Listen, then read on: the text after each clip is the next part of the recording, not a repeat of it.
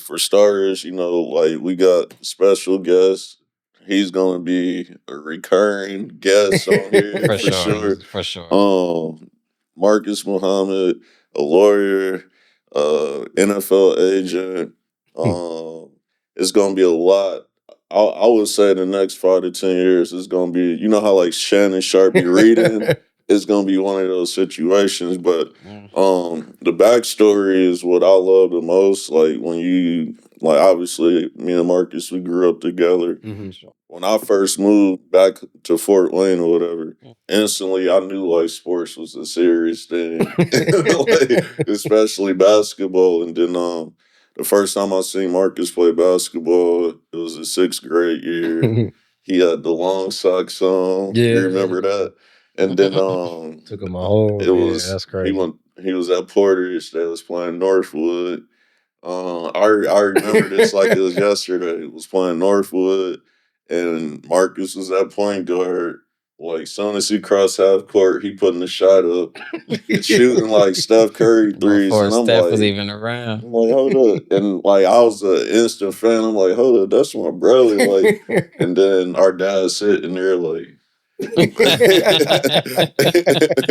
But I didn't play basketball at the time. But let's talk about like childhood sports and childhood, and you could kind of start where you want to go. What was it like for you as a kid and playing sports? Like, I mean, I guess growing up, we obviously, like we grew up in a household full of sports. I think sports was like honestly number one priority. It felt like because it kept us out of trouble. It kept us busy and active, but dad was always just like, sports. Like he always wanted us doing something. My mom was just kind of like, it is what it is. Y'all do sports. I'll get you there, get you where you need to be. But What was the main sports you think, y'all? oh, definitely football and basketball, basketball. hands down. I mean, if we could play it all year round, we would. But just growing up, that was our main thing. I remember specifically because I used to. I mean, because we weren't living together at the same time around this time, but I was like maybe about 5 or 6. But y'all used to come over on the weekends, and Dad used to have all the kids over on the weekends, which is crazy. We had some stories, but the kids just come over the weekends. But I used to remember just being in the house like during the week, and I'll be playing football like by myself. Like just stuff like that, running the ball, tackling myself, like making you know how little kids is. But I used to just watch it on TV because my dad and them used to watch it, and they used to play Tecmo Bowl. That's when I got into that's the game right the there. Tecmo Bowl stuff. Whenever Dad left, we was on that mug. Like, but then I remember my first football game I went to was a Metro game, and it's As crazy. a player or watching? As watching. So my dad was like, I'm gonna take you go see your cousin play. I was like, shoot, bet. Like, I'm gonna watch football. And ironically enough, it was the first game I watched was Jovan Barnes and Jason Barnes playing with the Omega Colts. And they play with our cousin Corey Masterson. Now Corey, like Corey, Jason, and Jovan was like the truth, like in Metro with the Colts. But my dad used to always talk about, yeah, your cousin Corey, this, your cousin. I was like, I gotta go see who this dude is. He was averaging like 4 or 5 touchdowns a game. That's crazy. And seeing him play, I was like, dang, like that's what I want to do. Now I wasn't as good as Corey because like with the football, because Corey was the truth. How about what position he played? He played running back. Running back. He was the truth. I played running back in Pee Wee, and then my second year of Pee Wee, I moved to quarterback because I could throw.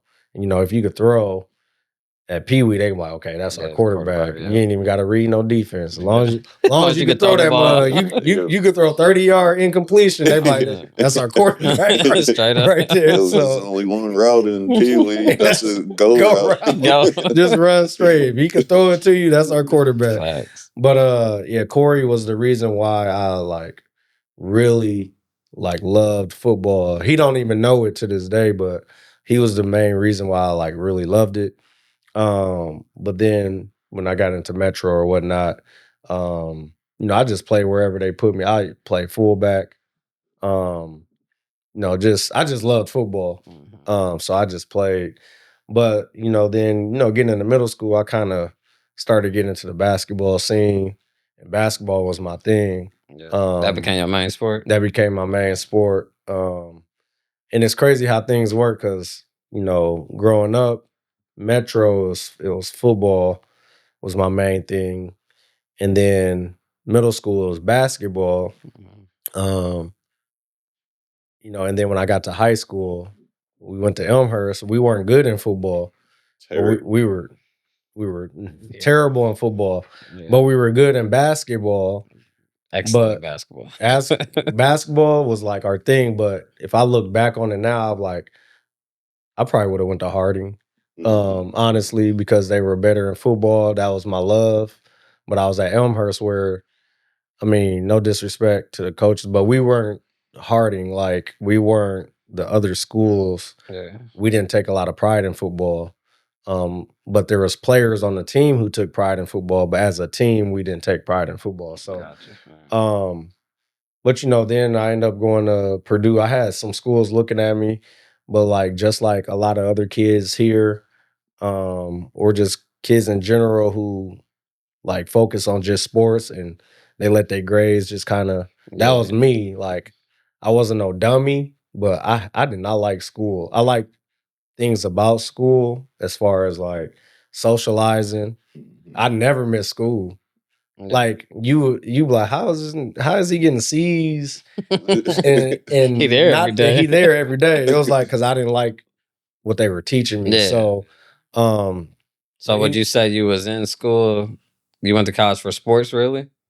Was that like your main focus then? No, so there's now that you mentioned that, like when I was in my junior year and senior year of high school, I went to Anthus for a half a day and I was doing early childhood education. I was always good with kids. That's what's like always good. And then I think that's because our Granny Rose watched a ton of kids growing up. Like she would have that's how y'all know every damn That's how we know everybody. She would have a house full of like 30, sometimes 40 kids in the house. And you like, how is this one little lady watching all these kids? In a 300 square foot. 300 square foot. No, it was about 1,000, but still, it's a lot of kids, bro. And it's crazy. It's a house on Oxford Street. Okay. And it's right next to Bethlehem. Had like this open field, this little white house that she had all these kids in. And I think that's why I could relate to like working with kids, like seeing her work with kids. So when I went into college, it was an early childhood education. We worked at a daycare through Catholic Charities. That's fire. But then when I got to Purdue, I transferred and I took a sociology class and I just loved it because it was all about people, like how people work, groups of people, different just different theories about how people and why people are the way they are. And I was like, shoot, I like this. And I switched my major over to law and society. And it basically was sociology classes mixed in with law. And then that was my route to. So what year are you in college when you switched? So I did a year and a half here. And then I transferred to Purdue in 2007. Okay. And did 2007 to 2011 at Purdue. So did you always know you was going to do law school or no? No. The first time I had any interaction with anything law was 7th grade. Mr. Jackson, he used to do "You Be the Jury." It was like a little game where you had like the jury, you had the judge. Mr. Jackson. Yeah, guys. Come on, you guys. He was one of our man. Matter of fact, you remember I broke up with old girl doing that. Oh yeah, like, you guys, this just ain't working for me. But we played so much. Yeah, he did this "You Be the Jury" game, and it was very competitive because you had a prosecution team, a defense team, and you argued, and it was competitive. And I was like, Oh, I like that. I can see how that They could be fun in the classroom. Yeah, I was like, they arguing and it's like a competition to see who can convince who is guilty of what and who are not guilty. And so that was kind of my first run in. But after that, after Purdue, I went to Purdue and was gonna walk on for football. I was working out and everything. I had won an award my junior year going into my no, it was my sophomore year going into junior year. At high school? Yep. I was the best defensive back there. Mind you, I went to a school that didn't even win a game at that point in like 8 years or something. And they was just like, okay, he on our recruiting list. I was undersized, but I love to hit. And so at that time, Bob Sanders was the big Oh yeah. dude at the time. And so Yes, I fell sir. in love with Bob Sanders, and that's how my mentality was. But then when I got to Purdue, they was like, well, some of your classes didn't transfer. And if you do walk on, you're not gonna play. You're just gonna be a practice guy. And so I was like, okay, that's cool. But I was like, I ain't trying to just be out there being a practice dummy or whatever. I want to play in games. For sure. So I just kind of just was like, I'm gonna become a regular student. I could either transfer back or I could stay here at Purdue. And at the time I had a girlfriend and we was together for a couple years.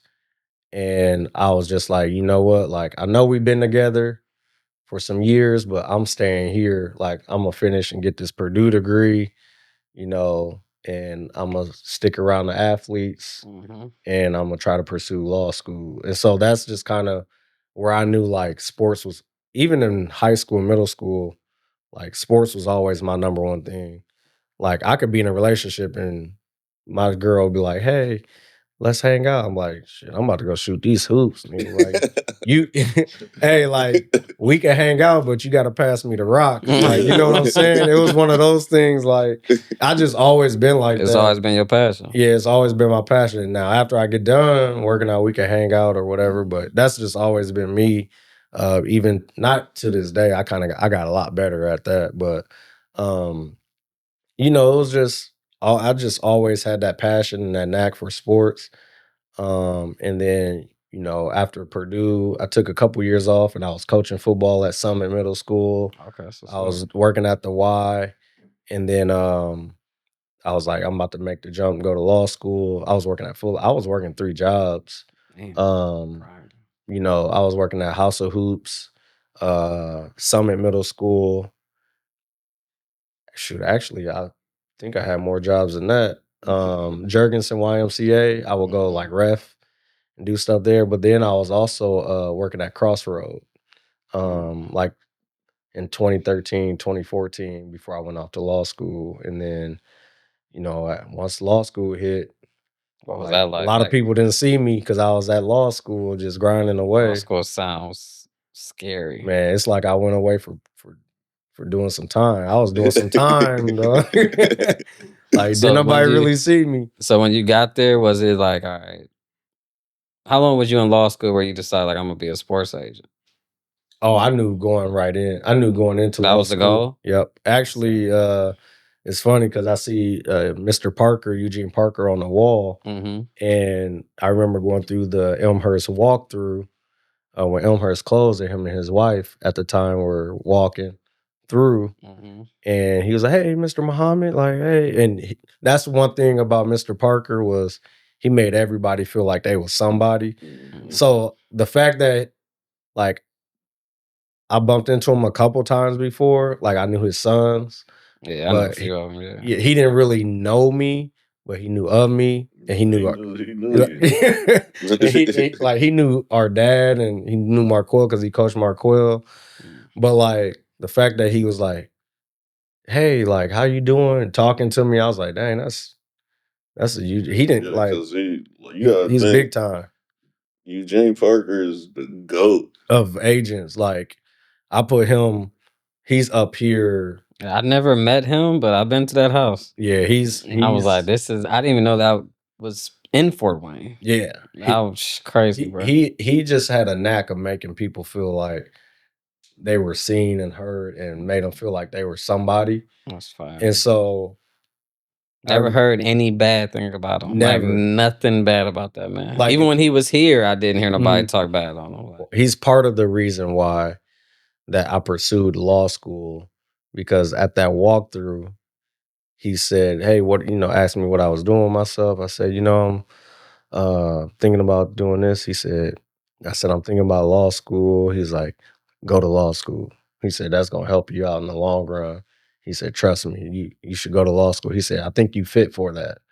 And I was like, that hearing it from him, like I hear it from my siblings, I hear it from my dad, my mom. You hear it from the ones you love in your family. But it's a little different coming from every time somebody who is like at the highest of the high in his industry. Like, it was just different. And at that time I was like, there's like three people who really, their interactions I really remember like fluidly. And it was Mr. Parker, it was my 10th grade teacher, Miss Banks. Miss Banks. Dolores Banks was my. She listened. What you said? Okay. She had a little afro. But she was thinning. She was an older lady, but she was one who, she was just always, not always on me, but she was like, you different. She saw something in you. She saw something in me that it was like, hey, you're a different breed. That's why I'm gonna hold you tight. Like, and I remember it was her, Mr. Parker, and then it was my guidance counselor. At the time, she was like, obviously I was a decent athlete, and my grades weren't really up to par with where they needed to be. She was just like, you're not gonna succeed. And it was a Black lady. So it hit me a little different hearing it from my guidance counselor, who is Black, who I thought would be like, hey, encourage me. Yeah. And it kind of hit me because she was like, you won't succeed. You won't do this unless you're doing sports. Just made it seem like I didn't have what I needed to get to the next level or to be successful in life, period. And so I remember having a conversation with Miss Banks. She could feel my energy was off. And she was just like, what's wrong with you, Mr. Muhammad? She's like, do you want to talk about anything? And I was like, nah, not really. Like, I was trying to play it off, like, because, growing up in the house with our dad, you can't be soft. Like, that's just the way it was. So I was like, no, I'm cool, blah, blah, blah. The period go by, another period go by. And then after school, she pulled me aside. She's like, something's going on. Like, just let me know. So we talking. I let her know what Miss Lee Brown said. And she's like, listen, she said, I don't care what she told you. Like, she don't determine your outcome. She wanted to determine your success. She said, it's all up to you. She said, I see something totally different than what she sees. And she was like, you need to, just let it go.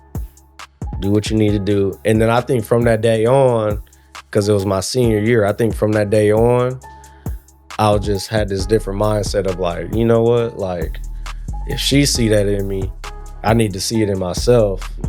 Like, and then I just progressed and started moving a little differently. Definitely after I graduated. But that interaction was something that just stuck with me I remember graduating from law school and I was like, I just need to find Miss Banks. Like, I wasn't trying to find nobody else. Yeah. Miss Banks was who I needed to find. Because she was just that one who... She saw it in you. Just that conversation, it just carried me through so much other stuff. Like, no matter when I was like down and out or whatever, but Miss Banks, her conversation was just like, she's like, I think you could go. And that was another reason why I went to Purdue. She's like, I think you could go, because her daughter went to Purdue. And she's like, I think you could go to Purdue and I think you could graduate. I think you could do this. And I was like, shit, I'm about to do everything Miss Banks said she think I could do and more. And so... Shout out Miss Banks. Yeah, shout out Miss Banks, because she was a real one. She pulled me to the side